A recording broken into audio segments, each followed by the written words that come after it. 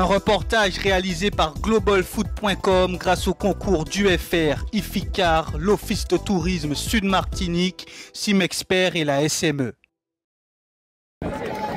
Au stade du François, c'est un grand soir. Le club franciscain reçoit la Samaritaine et a l'occasion de prendre la tête du classement en cas de victoire. Les deux équipes comptent aussi des joueurs ayant évolué dans les deux camps. Et puis, c'est surtout le retour de Patrick Cavlan au François, lui qui est aujourd'hui l'entraîneur de l'équipe phare de Sainte-Marie. Le match a donc ses enjeux et le public est venu en nombre pour assister à cette rencontre. Pourtant, dès les premières minutes, la partie n'est pas flamboyante.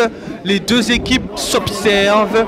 La Samaritaine commet une erreur, mais l'action et le geste de conclusion de Philippe Clerville ne donnent rien.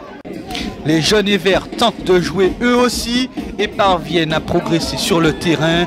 Certaines passes auraient toutefois pu être plus précises, mais à l'instar du club franciscain, la Samaritaine ne conclut pas réellement ces situations. 40e minute, Sainte-Marie perd le ballon. Christophe Jougon sert Mathis Priam. Celui-ci se projette vers l'avant et il n'est pas attaqué. Il passe le ballon à Philippe Clerville qui frappe, mais son tir est repoussé par Malik Léopoldi. Le club franciscain termine la première mi-temps avec une dernière occasion. Stéphane Abol trouve Philippe Clerville. Dédoublement côté gauche d'Andrew Genteuil. Centre vers Abol, mais sa frappe n'est pas cadrée. 0-0 à la pause. Dans le second acte, la Samaritaine est plus offensive qu'en première mi-temps. On assiste à davantage de frappes, que ce soit dans le jeu ou sous coup de pied arrêté.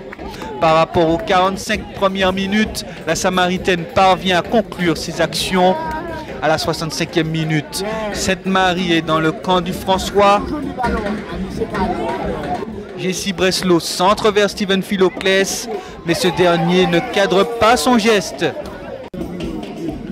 En fin de match, les joueurs coachés par Patrick Cavlan évoluent plus bas et gardent une motivation, celle de ne pas perdre, mais ils veulent aussi gagner le match en cas d'opportunité.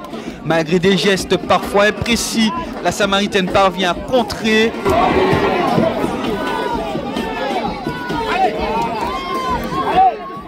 La frappe de Jessie Breslau s'envole dans le ciel.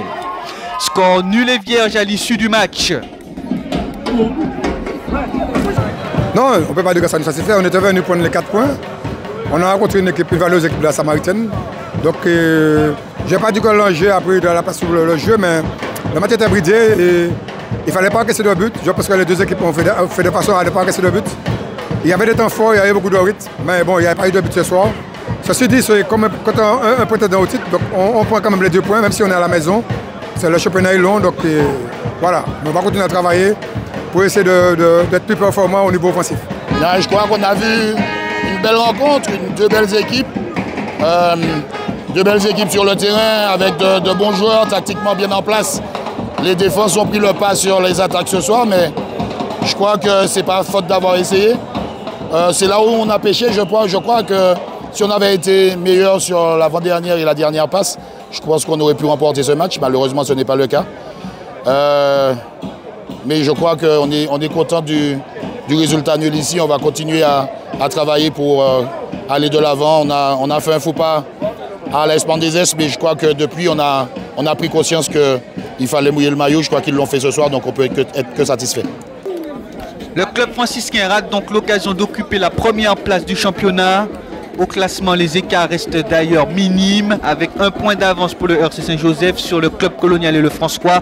La Samaritaine est à 5 points du leader.